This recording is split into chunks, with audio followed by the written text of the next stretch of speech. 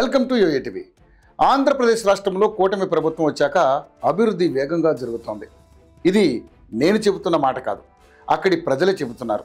CM Chandrababu, deputy CM Pawan Kalyan, మంత్రి నారా లోకేష్లు ఒక విజన్తో ముందుకు సాగుతున్నారు. గత ప్రభుత్వానికి ఈ ప్రభుత్వానికి చాలా తేడా అయితే కనిపిస్తోంది. మంత్రి లోకేష్ రాష్ట్రానికి పరిశ్రమలు, కంపెనీలను తీసుకురావడంలో కృషి చేస్తున్నారు. డిప్యూటీ సీఎం పవన్ కళ్యాణ్ తన నియోజకవర్గం పిఠాపురంతో పాటు ప్రతి పల్లెలో మౌలిక సదుపాయాలపై ఫోకస్ చేశారు.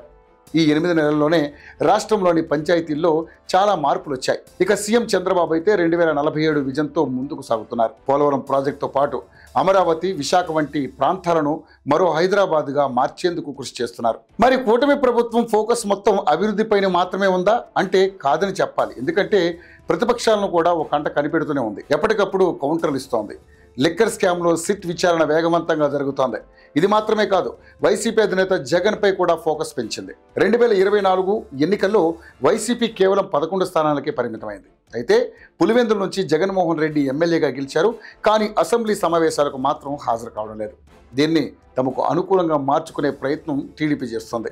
ఇప్పటికే పులివెందుల జెడ్పీటీసీ ఉప ఎన్నికల్లో టీడీపీ ఏకపక్షం గెలుపుతో నమ్మకం వచ్చింది. వైఎస్ కుటుంబం కంచుకోటను భద్ర కొట్టాలన్న ఆలోచన చేస్తున్నట్లుగా తెలుస్తోంది. జగన్ అసెంబ్లీకి హాజరు కావడం లేదు కాబట్టి ఆయనపై అనర్హత వేటు పడుతుందని అంచనా వేస్తున్నారు. జగన్తో పాటు గెలిచిన ఎమ్మెల్యేలు కూడా హాజరు కావడం లేదు.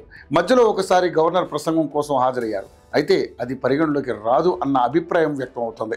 అందుకే ఇప్పుడు పులివెందుల విషయంలో కూటమి సరికొత్త అస్త్రంతో ముందుకు వెళుతున్నట్లుగా తెలుస్తోంది. తాజాగా డిప్యూటీ సీఎం స్పీకర్ రఘురామకృష్ణరాజు పులివెందులకు ఉప ఎన్నిక రాబోతుందని లీకులు ఇచ్చారు. జగన్ చిన్నపిల్లాడు, చాక్లెట్ కోరిక మాదిరిగా ప్రత్యేక హోదా కోసం పట్టుబడుతున్నారని, చేజేతుల ఎమ్మెల్యే సీట్ను వదులుకున్నారని చెప్పారు.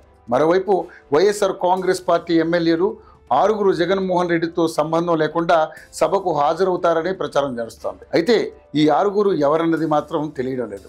జగన్ సైతం తనకు ప్రత్యేక హోదా ఇస్తేనే సభకు హాజరవుతారని పట్టుబడుతున్న సంగతి తెలిసిందే. అయితే శాసనసభ చట్టంలో 60 రోజుల పాటు సభకు హాజరు కాకుంటే అనర్హత వేటు పడవచ్చన్న నిబంధన ఉంది. ఆ నిబంధనలను అనుసరించి జగన్మోహన్ రెడ్డిపై వేటు వేస్తారని తెలుస్తోంది. జగన్ను తెగ్గొట్టాలి అంటే ఉప ఎన్నిక సరైన ఆయుధమని కూటమి భావిస్తోంది. వైఎస్ఆర్ కాంగ్రెస్ పార్టీ శిబిరంలో ఈ ప్రచారం ఆందోళన రేకెత్తిస్తోంది. అయితే ఇది ఎంతవరకు తీసుకెళ్తుందో చూడాలి. ఇందులో ఎంత వాస్తవం ఉందో కూడా తెలియాలంటే కొద్ది రోజులు వెయిట్ చేయాల్సిందే.